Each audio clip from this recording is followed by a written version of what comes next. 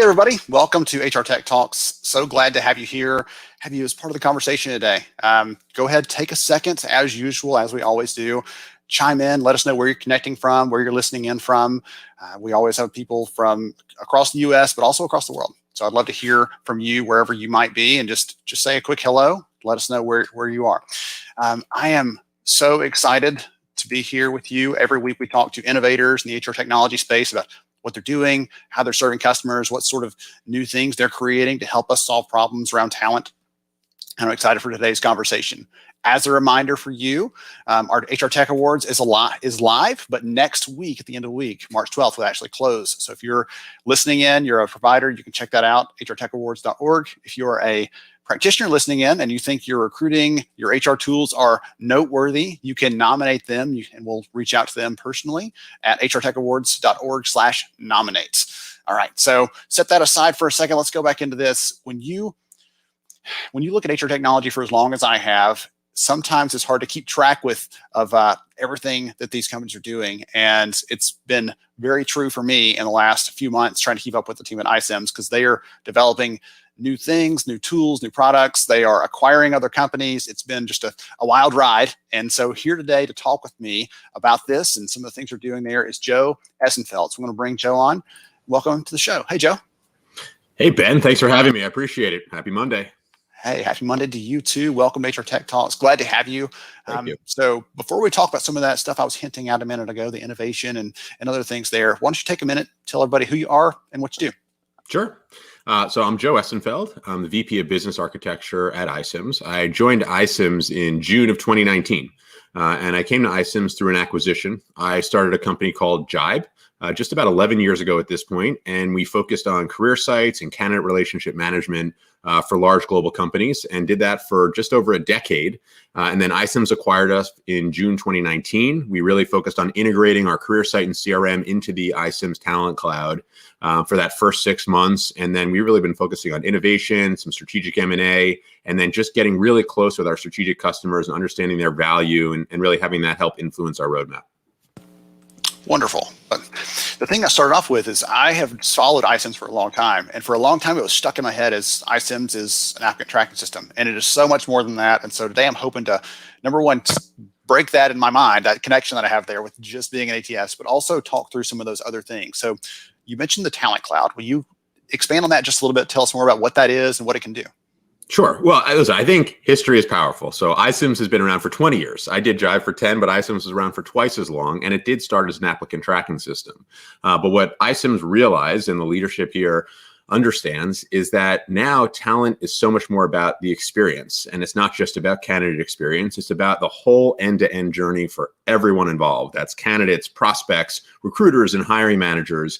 And what the Talent Cloud really does is it takes that whole experience and that whole journey and provides these solutions for companies and for job seekers to really have a much more seamless and intuitive interaction as they find their new job. Because we all know it is one of the most important and could be one of the most stressful experiences that we all go through. So anything we can do from a technology standpoint to make that better, that's what we're focused on doing for companies and job seekers right now. Love that. Well, part of that hasn't just been building products and expanding the suites internally, right? There's a great team over there, but you've also been acquiring some specific companies, some strategic companies, and some strategic functionality in the last couple of months. So can you talk a little about some of those? Because one of the ones I'm particularly interested in is the video piece when we get to that, but I'd love to talk through some of those components there. Yeah, for sure. So I think, for us, as the pandemic hit and we're all trying to adapt, not overreact, but at the same time, not ignore it. We understood how important video is. And it's not just about being connected so we can have conversations like this, Ben. It's about giving context to people about what it's like to work at these companies. So we had this opportunity, and the team was able to make some really great M&A. One of them was Easy Recru, which is a company based in France that did some really cool video interviewing, some assessments, and we were able to integrate that directly into the Talent Cloud. So now video interviewing is built in. We also built some integrations with Microsoft Teams in 2020 and just had that come out in our winter release. So it's not only our native video interviewing, but that also connects to Teams. Now, the other acquisition we made, as a friend of mine, Ali Khan, started a company called Alltrue. And Alltrue allowed this amazing, authentic storytelling to happen from the company out. So this means it's empowering employees to use AllTrue to tell their story about what it's like to work at their company or what it's like to work in their specific job. So this starts to just open up so much potential to have a lot more texture and depth and meaning. So as a job seeker, I'm not just reading a job description or seeing some like marketing slick. I'm seeing an employee who is not a professional actor record him or herself, share that video with me. And we're just, that conversation storytelling is just so important. So, I mean, I'd love to know how many people would be comfortable doing that type of storytelling, because we've been overwhelmingly surprised with how many people raise their hands. And typically the harder conversation is not finding people to do the video, but letting people know that it's not their turn yet, that they've got to wait till next quarter for the next batch to come out. So I'd love to hear what your audience thinks. And is that something that they'd be willing to raise their hand for and take part in? Absolutely. Well, I know Leslie and Ahmed have both chimed in saying they're listening in, and probably some others out there that haven't chimed in yet. So if you would be interested or open to that for your company, if they said, hey, we won't tap you on the shoulder, tell a quick story about what you do and what the culture's like and what you like about working here, would you be willing to do that? So I'm kind of curious there as well. What's interesting is, as you're sharing that, I'm thinking back to some research we did a few years ago around this. And what we found was, when we asked candidates what kind of video they wanted to see, they said, yeah, the company, the like really polished and pretty and nice version on the careers page, that video is nice because it tells me kind of a big picture overview. What I really want to see is someone I'd be working with, right? Which is exactly what this is. It lets them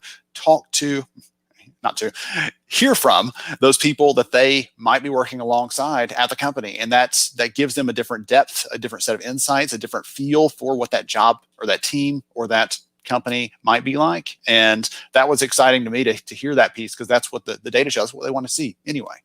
Yeah. And Ben, what's cool about that point is that we're finding out some companies are actually also saying, we want to start simulating conversation from these videos.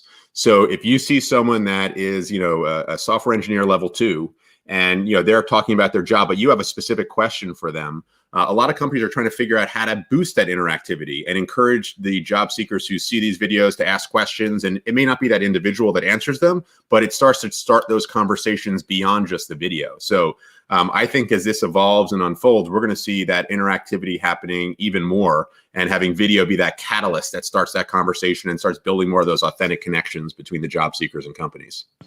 That's really exciting. My mind's going in all kinds of fun directions, trying to think about that piece of it, because at the end of the day, it's really about that conversation. Hiring is a two-way street. It's not just us deeming you worthy to be hired, but also the candidate saying, you know what, I'm about to commit a part of my life that I'm never going to get back. And I need to feel like this is a good commitment, right? This has got to be a give and take in that process. Awesome. So one of the things that you and I have been chatting about before we started recording for everybody else here is this thing called a dynamic candidate profile. I didn't get a chance to ask you what it was, but I'm kind of curious. Can you talk about that, what it means, and how it is going to be helpful going forward? Sure. So I got interested in recruiting and recruiting technology back when the biggest innovation was replacing the fax machine.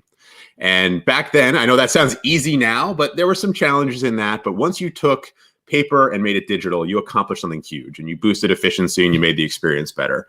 But now, as everything has evolved, we really are looking at making the talent journey something that's not so transactional. I think as a society, especially as we're getting used to more things be delivered to our house in a day or two and have so much efficiencies, everything becomes this transaction.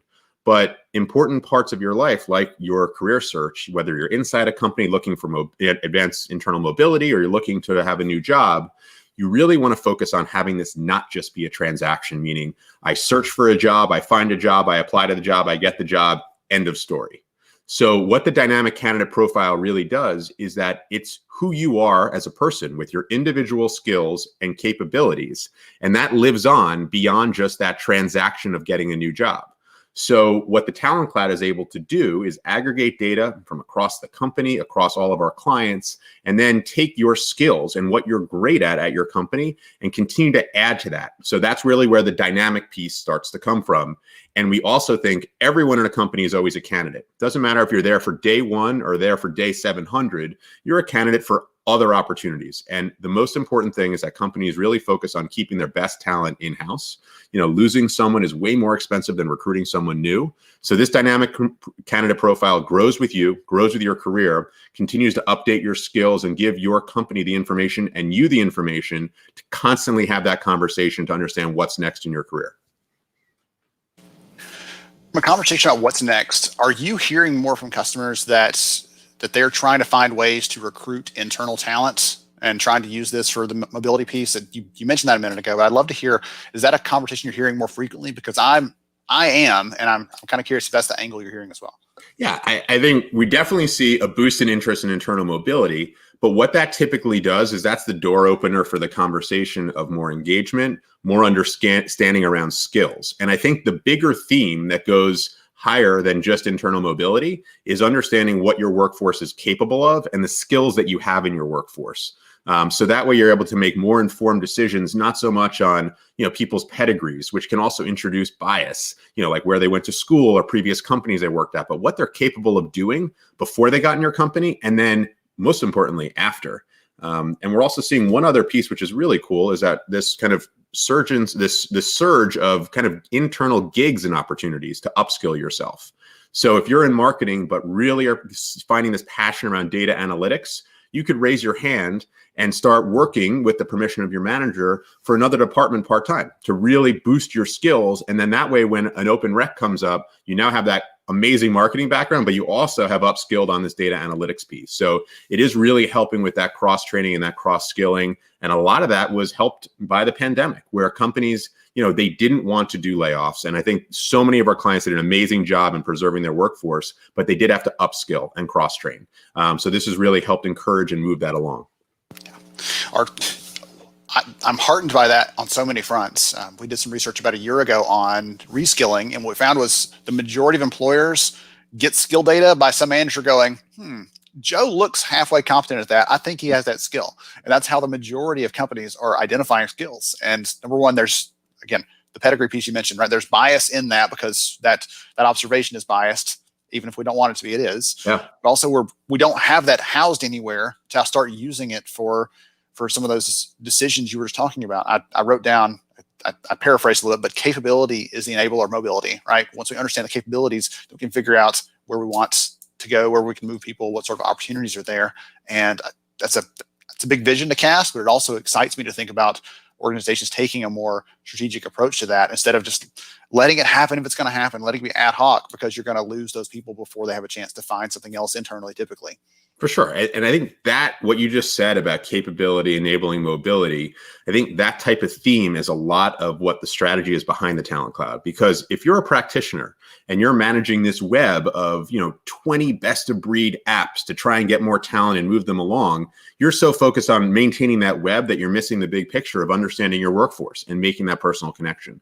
So we're really trying to give that one platform for talent, and that really hasn't existed until iCIMS. So we're really passionate about bringing that innovation in to give people the oxygen to figure out what their workforce is capable of, and really enable them to have that differentiator against their competition.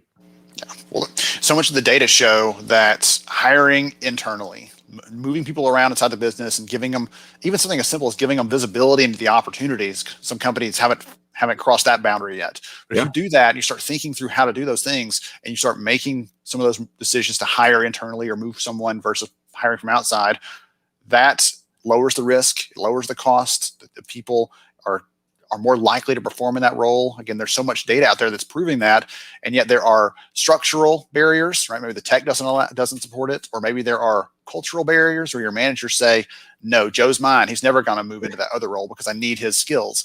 And there's other things there, but I'm hoping the tools opening that up enable that conversation to happen more frequently. We can overcome those other kinds of things that are holding that back. Absolutely.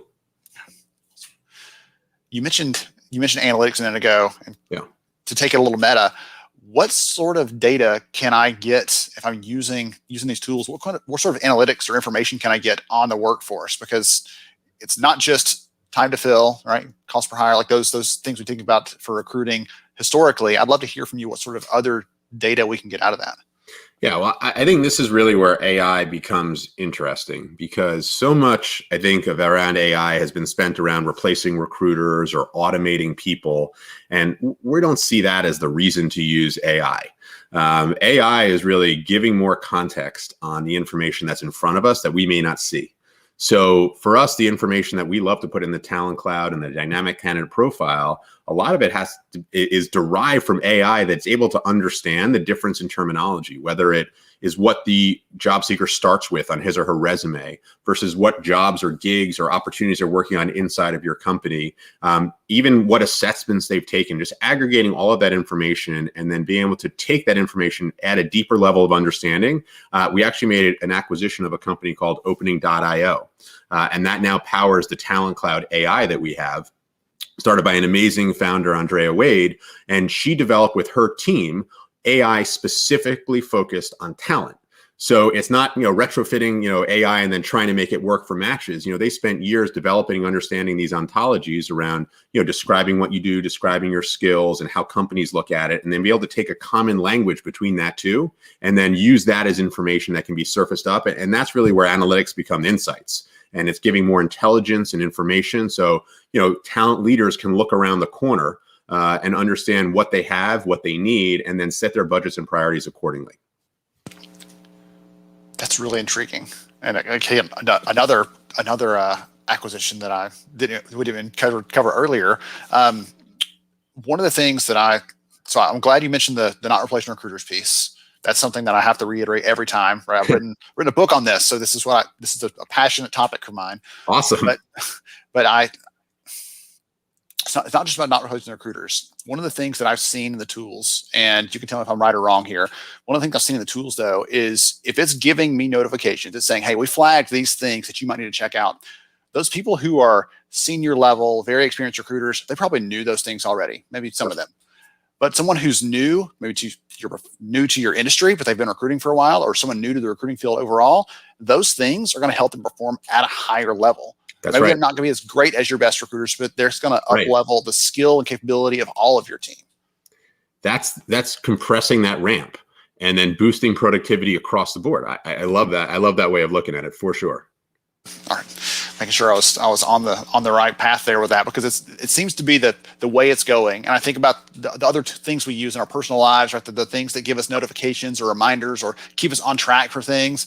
I'm like, you know what? I wouldn't be as efficient or effective or whatever else as thoughtful, right? If it's reminding me to do something for my spouse, like, hey, you said you were going to do this thing, go do that thing, right? Those things help us to be better overall as people, and it's fun to think about it applying to HR, to talent, to recruiting, and enabling and encouraging people to perform at that level that otherwise might not be within their reach. They might not be able to handle that. And I think it's a cool analog for me that popped into mind listening to you is that, now that we've been doing more grocery delivery, managing with kids at home and having just to outsource a little more than we used to, our house is on a very weird street where the name doesn't make sense based on what the GPS did, but the AI has now updated the maps. So all the deliveries that come, whether it be Amazon or Instacart, they now know where the house is on the intersection. And I think the AI for recruiting is very similar, where it helps you triangulate as a recruiter, even if you don't have that experience, to make more informed decisions based on what the AI can help you with to understand those skills and capabilities, not looking at the information that can introduce that bias. Yeah, absolutely. We also had a question coming from Leslie. I'm going to pop it up there because you're the technology guy here. I'm the tech nerd, but you're the technology guy. So I'd love to hear from you what your thoughts are on this. You said, any recommendations for companies who are a little behind in tech to get to the level of some of these more modern and advanced features, things like that? Sure. Well, Leslie, it's only a one-step problem, so just solve that for her. And no problem. We'll get to it. But Leslie, thanks so much for tuning in. I appreciate it. That's a great question. I'd say focus on the problem that you're trying to solve. And if you're looking to bring more AI in because you hear about it, that's an awesome place to start. But I would always prioritize what your biggest challenges are, what you think is going to give your organization the biggest advantage, and then ask the question, is this something that AI can accelerate for us? Because, lots of salespeople will want to just sell you AI because it is really cool. But it's what people have that interest in. I would always start with the problem you're trying to solve and then follow up with that question, how can AI help me and what can it accelerate for me? I I love that. One of the things I've actually told people in the past is sometimes AI may not be the answer. Yeah. If you get down to the root of the problem, like you're saying, I love you start with the problem, because it might just be, we need another person part-time for 20 hours a week to do this, because the tasks are so varied that we couldn't have an algorithm handle this, right? It's easier and cheaper just to get someone else on our team. But there are times where it does make sense. Yeah. This is scalable. We can repeat this. Like, you can close your eyes and do it because you've done it so many times. That's a great candidate for something to be automated, to throw some AI in there and hopefully, again, not just do the task and automate that. But like you were saying a minute ago, Joe, it makes you smarter by giving you the insights you need in the moment to make the right decision. Yeah, AI can really help with automation, but also understanding. So if either of those avenues can help you, Leslie, that might be a great path to pursue. Awesome. Thanks, Leslie, for the question. We appreciate it for sure. One of the other things I want to ask you about is, you talked about integration with teams, things like that. Like, one of the conversations I'm having with companies is that you probably have had this one too, like their stack, sometimes their set of tools they're using sometimes gets so wide it's hard to get their arms around it. And it's like, oh yeah, we had something over there and I just forgot, because in the moment, in the flow of work, I missed that. And so you mentioned the Teams integration. Is that a part of what you and the team are thinking about? Is, let's bring as many of these different activities into your normal flow of work as possible? Is it, because that seems like it'd be helpful for adoption, to be helpful for just streamlining the tasks someone has to do day to day, but I don't want to assume that.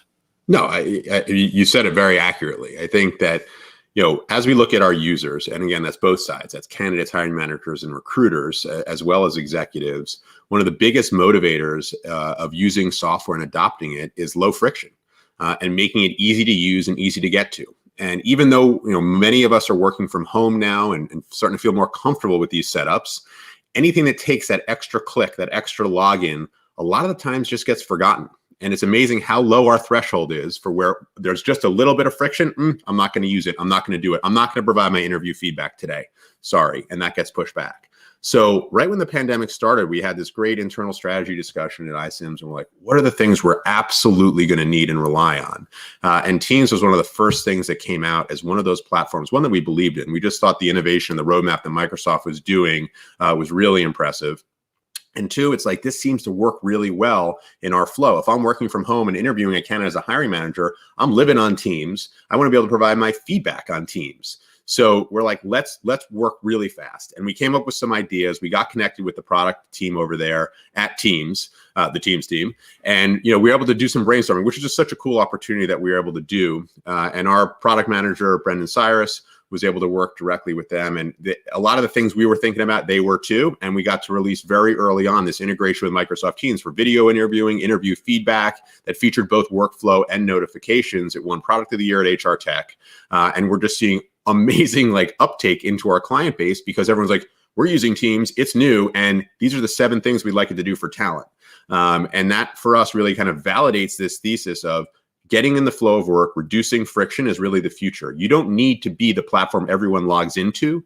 You need to be the platform or cloud that allows you to get your work done and do it in a way that feels seamless and is intuitive. And Teams really helps enable that. And, we're also building to Slack and, Google Meet. We're completely platform agnostic in terms of where we connect to. We just started with Teams.